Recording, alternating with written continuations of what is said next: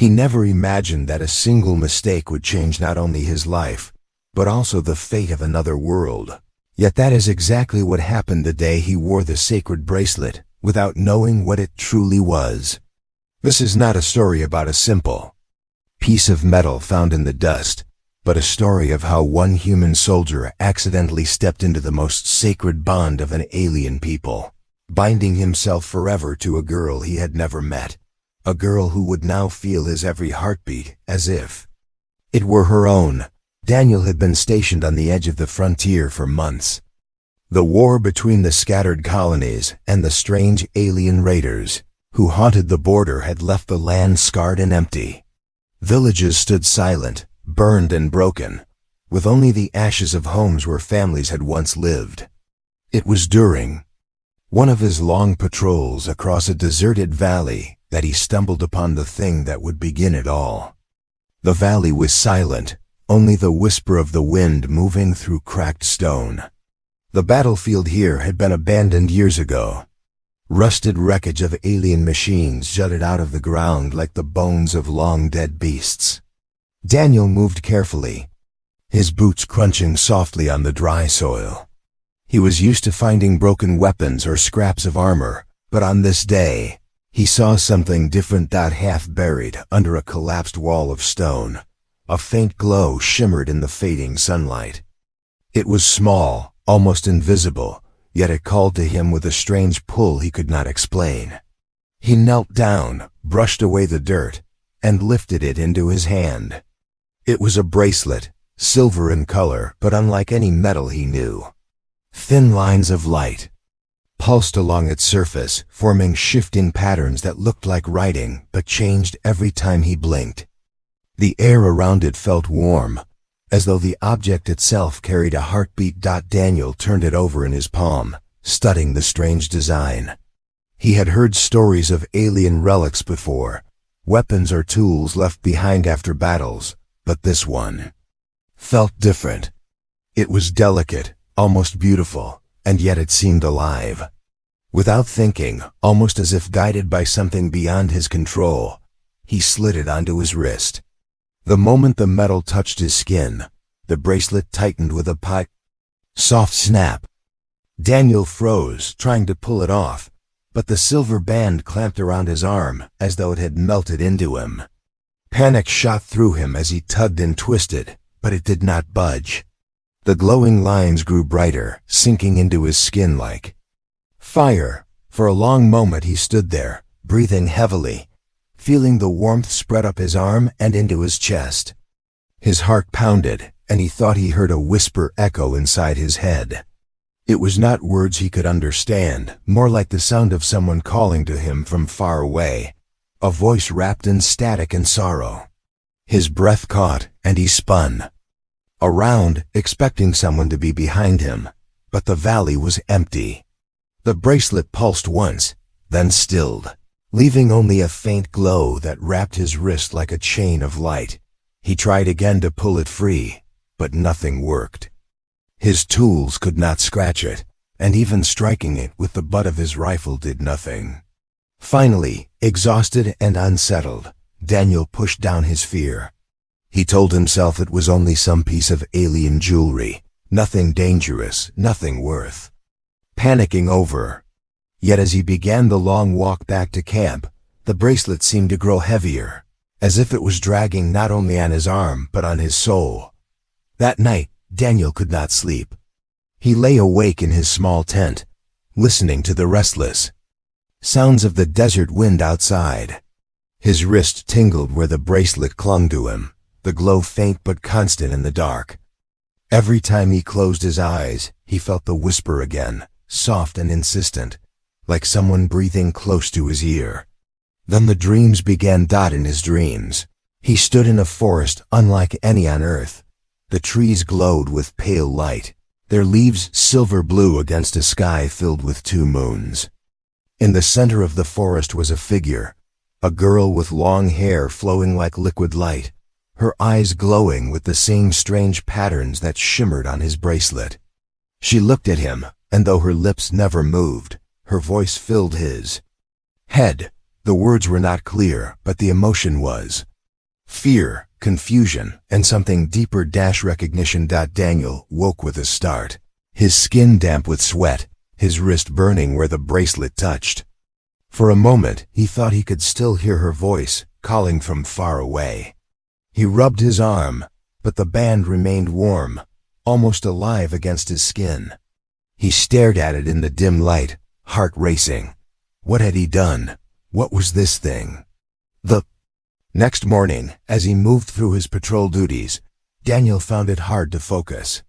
His comrades joked, argued, and carried on as always, but he felt separated from them, as if he was standing half in another world. At times he thought he heard footsteps behind him when no one was there. At other times he felt a tug at his chest, like someone was pulling him in a direction he could not see. The strangest part was the emotion. Whenever he touched the bracelet, waves of feeling not his own washed over him. Sorrow, loneliness, longing. Someone was out there, someone tied to this strange artifact, and now, whether he wanted it or not, he was tied to them too. By evening, Daniel sat alone by the campfire, staring at the flames. His comrades laughed nearby, but their voices felt distant. He turned his wrist, watching the faint glow of the bracelet dance in the firelight. He could not escape the thought that this was not just an object. It was a link, a chain, a key to something much larger than himself. And somewhere, in that silver forest of his dreams, the girl with glowing eyes whispered again, a voice soft but heavy with fate, "You have bound us forever." Daniel had grown used to danger during his time at the frontier, but nothing prepared him for the days that followed after he found the glowing bracelet. At first, he tried to act normal. He carried out his patrols, spoke with his comrades, and ate his meals like always, but inside his mind he could not escape the feeling that someone else was with him. The bracelet was no longer only a strange piece of metal. It was alive in some way, and through it he felt a quiet presence that pressed against his thoughts like a shadow behind a curtain. Sometimes he sensed sorrow, other times fear, and sometimes a wave of warmth that he could not explain. It unsettled him deeply because he knew these emotions were not his own. One afternoon, when the patrol stretched further into the wilderness, Daniel separated from his unit to check a narrow pass between two cliffs. The wind howled through the rocks, and the air smelled of dry sand and metal. He followed the trail cautiously, his weapon ready, but his heart was not focused on threats outside. Instead, it raced with the strange pull inside his chest, the constant whisper of the bracelet, urging him forward. The glow was faint in the daylight, yet the weight of it felt heavier with each step, as if it was guiding him somewhere against his will. As he rounded a bend in the cliff, his breath caught. Standing at the far end of the narrow pass was a figure, unlike any he had ever seen in real life, though she matched the visions from his dreams. She was tall and slender, her skin faintly glowing with soft patterns of light that moved like living ink across her arms and face. Her eyes shone with the same shifting symbols that shimmered on his bracelet, and her long dark hair flowed down her shoulders with strands of silver running through it, as though woven from moonlight itself. For a moment, Daniel froze, thinking he was still dreaming. The figure watched him, unmoving, her gaze fixed on the silver band around his wrist. Then, with a voice that trembled like music carried by wind, she spoke words he did not understand.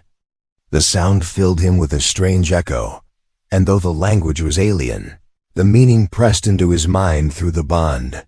Her voice was filled with shock and disbelief as she whispered that he wore the sacred bracelet. Daniel raised his hand slowly, showing the band.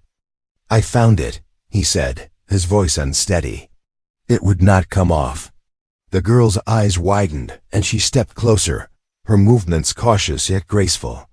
Every step she took sent a shiver through the air between them, as though the bond itself recognized her. "You do not understand," she said. And this time the words were broken, but clear enough for him to grasp. That bracelet is not a weapon, not a jewel. It is the bond of souls. You have bound me to you, forever. Daniel shook his head, panic rising. That is impossible. I did not know. I only picked it up. Her face twisted with pain, not anger, but despair. She pressed a hand against her chest, and he felt the same pressure in his own heart. The bond tightened, making him gasp. It is already done, she said. If you live, I live. If you die, I die. Our fates are one now. You cannot break it.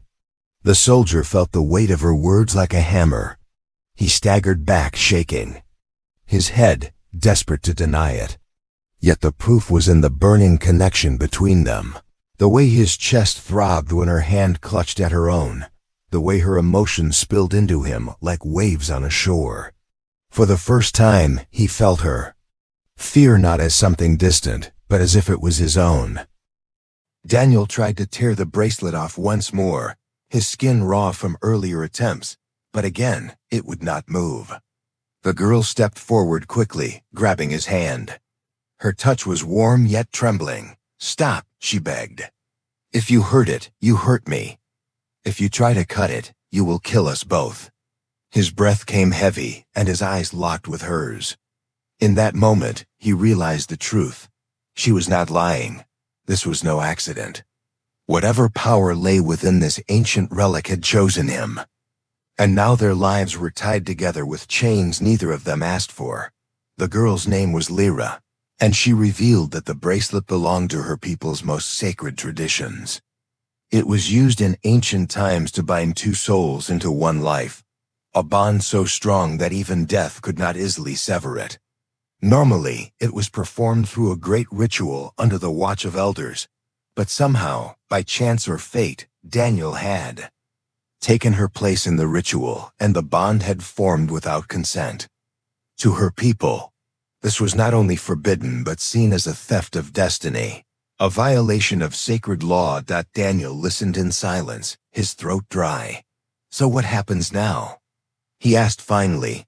Lyra's eyes lowered, her voice soft with sorrow. If my people find out, they will kill you. They will say you stole me, that you defiled the sacred way. But I cannot deny the bond, and neither can you. You will feel what I feel, and I will feel what you feel. You cannot run from me, and I cannot run from you. The weight of her words pressed down on Daniel like the sky itself. He thought of his comrades at camp, of the life he once believed he could control, and he realized all of it had changed in a single moment. Now an alien girl he barely knew was tied to him in ways deeper than blood, and no choice of his own could undo it. As the sun sank behind the cliffs, painting the sky in shades of red and gold, Daniel stood facing Lyra in the fading light. Their eyes met, filled with fear, confusion, and something else they both did not want to admit yet, a strange pull, a recognition of souls now joined forever.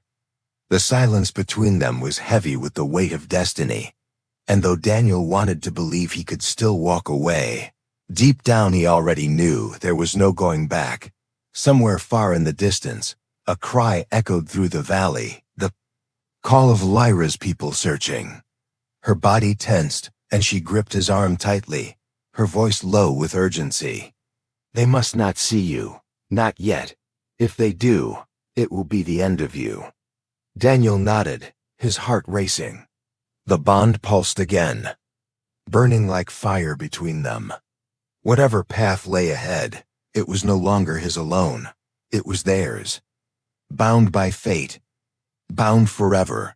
Daniel had always thought of himself as a man who carried his own burdens, a soldier who could take pain, fear, and loss without letting anyone else feel the weight. But after meeting Lyra, he realized that his life was no longer his alone. The bracelet made sure of that. Every step he took, every heartbeat, every rise of fear or doubt inside him now echoed inside her. And in return, he felt the storm of emotions that lived inside her heart. At first he tried to ignore To tell himself that he could push her feelings aside. But it was impossible because the bond was not only in his mind, it was inside his blood. Inside the core of his soul. As the two of them hid among the rocks that night, while the voices of her people searched the valley, Daniel felt her trembling beside him. She looked strong on the outside, tall and graceful, but through the bond, he felt her fear, her guilt, and her heavy sadness. She had been raised to believe that the sacred bracelet was the highest honor of her people, that only chosen ones could share the bond in a ceremony blessed by the elders. Now she was tied to a human stranger, a soldier of another world, and every thought in her heart told her that this was a mistake, a violation, something that should never have happened. Daniel wanted to comfort her, to tell her that he had not meant to take anything from her, that it had been an accident. But when he opened his mouth, the words felt too small. Instead, he sat in silence, feeling her emotions roll over him like waves. At first it was unbearable, as though he was drowning in someone else's grief. But then something strange began to happen. He realized that as much as her emotions poured into him, his own strength also poured into her. His determination, his stubborn will to survive. The hard lessons of war he had carried inside for years, all of it reached her through the bond. And he saw in her eyes a small flicker of light, as if his fire was touching her heart. When the searchers finally left, and the night grew quiet, Lyra leaned against the stone wall, her voice soft. "Do you feel it?" she asked, her eyes glowing faintly in the starlight. "When you breathe, I breathe. When you are afraid, I am afraid. When you are strong, I am strong too." Daniel nodded, though the truth still unsettled him. "I feel it," he said. "I feel everything. It is like carrying two lives at once." She closed her eyes, and he sensed her weariness. "This bond is not only a chain," she whispered. "It is a mirror. You see me, and I see you. Nothing can be hidden." The next day, they moved together through the rocky land, avoiding patrols of her people and searching for safety. Daniel tried to think of a plan, but the weight of the bond pressed on him with every step. It was not only emotions that passed between them, but also memories. At first they came in flashes, quick and sharp, but soon they deepened. One moment he was walking through dust and stone. The next he was standing in Lyra's childhood home, seeing her as a small girl chosen by the elders, lifted high as a vessel for the sacred bond. He felt her loneliness when other children feared her, when she was told her life was not her own, but belonged to destiny. He saw her lying awake at night under silver trees, whispering prayers to the stars for freedom. Then came his own memories, pulled from his heart like open wounds. He saw his comrades in the barracks, laughing and joking, only to fall one by one on battlefields of fire. He saw the faces of friends who never came home, and he felt again the weight of letters he had written to families he would never meet. Lyra gasped as those memories filled her, and tears welled in her eyes. "You carry so much pain," she whispered. "How do you still walk?" Daniel looked away, his voice low. "Because if I stop, then their sacrifices mean nothing. I keep walking because I must." The bond grew heavier each day, not because it was a curse, but because it was impossible to pretend anymore. They could no longer lie to themselves or to each other. Every truth, every secret, every wound of the soul was shared. Daniel felt himself growing protective of her, not because he chose to, but because the bond made her pain his own. When she stumbled, he felt the ache in his own legs. When fear tightened her chest, his own heart pounded in panic. And yet in that strange suffering, there was also something new, a sense of connection that went deeper than words, something beyond any friendship or love he had ever known. Still, danger shadowed them at every turn. Lyra warned him that her people would not forgive what had happened. If they discovered the bond, they would not only kill him but also punish her for allowing such a thing. Daniel argued that it was not her fault, that he had put the bracelet on without knowing. But Lyra shook her head. To them it does not matter, she said bitterly. They will see me as corrupted. They will say I failed to protect the sacred bond, and you will be their proof. Her words haunted him as night fell again, and they rested by a small fire, hidden in a cave. Daniel stared at the flames, feeling her sorrow press into him. Then what do we do? He asked. Do we run forever? Do we fight them? Lyra's eyes glowed softly in the dark as she turned toward him. I do not know, she admitted. But the bond is real. It cannot be broken. If they try to kill you, I will die with you. That is the truth we both face. Silence hung between them, heavy with fear, but also something else. Daniel looked at her, truly looked, and for the first time he did not see an alien stranger, but someone whose soul now lived inside his. She was bound to him, and he to her, not by choice but by fate, and deep inside he knew there was no escape. As the fire crackled, Daniel clenched his fists, feeling the band around his wrist pulse with heat. The burden was heavy, almost unbearable, yet he could not let it crush him. If the bond had chosen him, then he would carry it. He had carried worse weights before, and he would not let Lyra fall.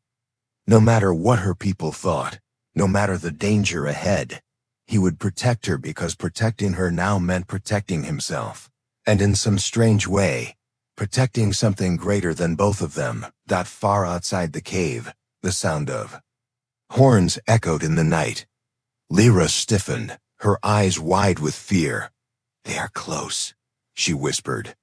Daniel tightened his grip on his weapon, his heart pounding. The bond flared between them, fear and courage surging together as one. The burden was real, and now it would be tested.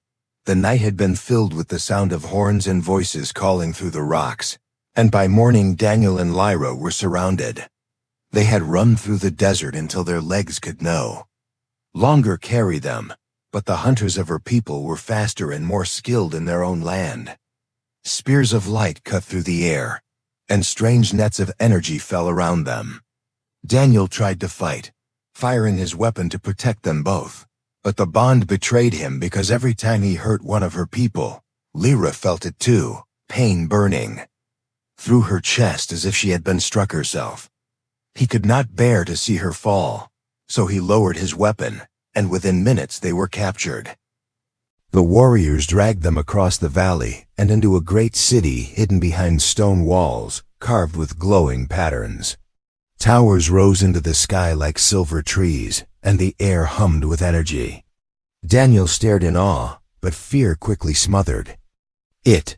The people whispered as he was forced through the streets, their eyes filled with anger and disgust. They saw him not as a man but as a thief who had stolen something sacred beyond measure. Beside him, Lyra walked with her head lowered, shame and sorrow pressing on them both through the bond. At the heart of the city, they were brought before the Council of Elders. The chamber was vast, lit by blue fire that floated in the air. 7 elders sat in a half-circle, their robes marked with the same shifting symbols that glowed on Lyra's skin.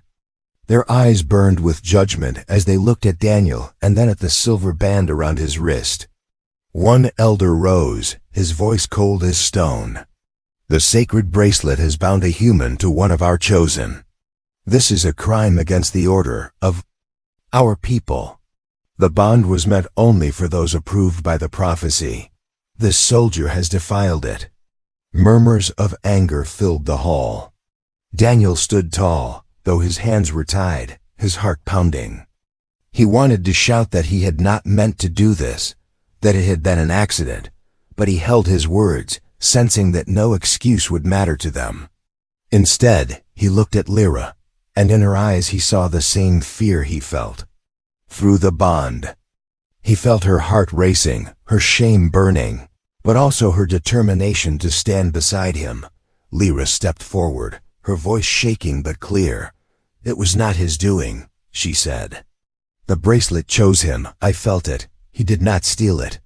It bound itself to him. The elders' faces tightened.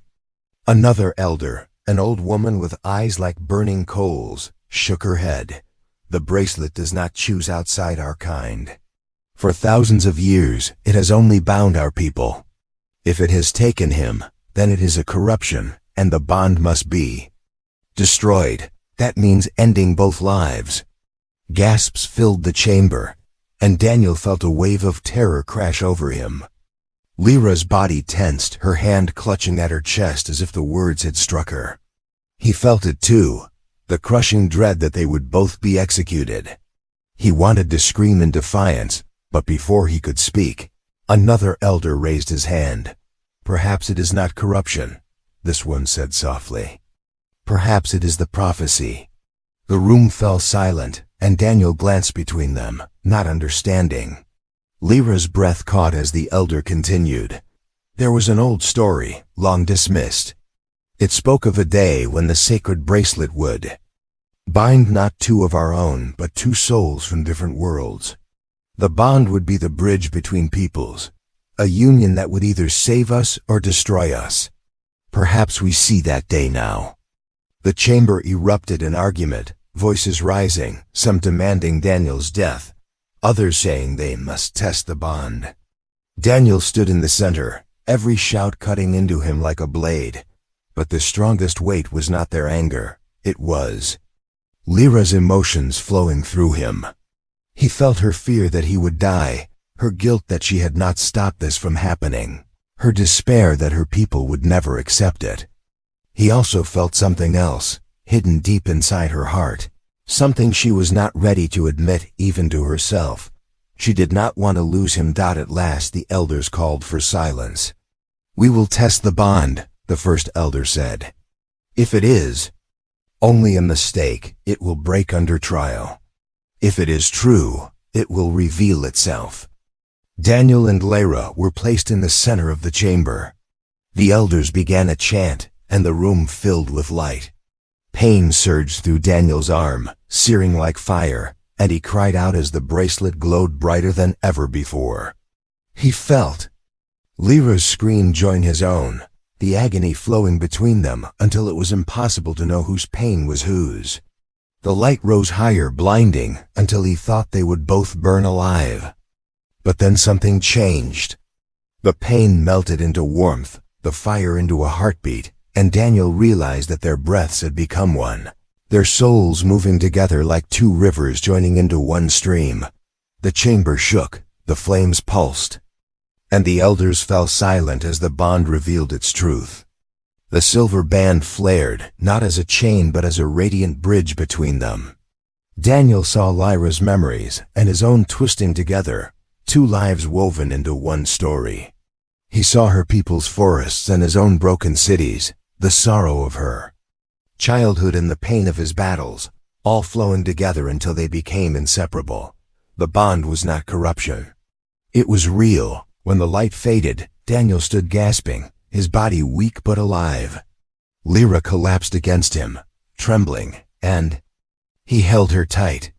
Around them the elders whispered in awe and fear. The prophecy was true. A human and one of their chosen had been bound forever, but not all were convinced. The elder with coal eyes rose again, her voice sharp with anger. "This bond is dangerous," she said. "If it spreads, it will destroy the order of our people. We must end it now." As guards moved forward, Daniel stepped in front of Lyra, his body shaking but his will like steel. "If you want to kill her, you will kill me first," he said, his voice echoing with more strength than he felt. "This bond is not a crime, it is life, it is destiny. I will not let you take it from us." The chamber went silent. Lyra looked up at him, her eyes filled with tears, and through the bond he felt her heart flood with emotions she could not hide any more: fear, hope, and a spark of something deeper, something that would grow stronger with every breath they shared. The elders did not answer at once. Their eyes watched the two figures standing together, bound by a power greater than law. The trial was not finished, but one truth was already clear: the bond would not be broken, and no threat or punishment could change that. The chamber was silent after Daniel's words, and for the first time since he had been captured, the human soldier did not feel like a prisoner, but like a man standing before fate itself. The silver glow of the sacred bracelet had not faded. It pulsed gently around his wrist, as though reminding them all that what had been done could not be undone. Lyra leaned against him, her body trembling from the pain of the trial, but her eyes never left his.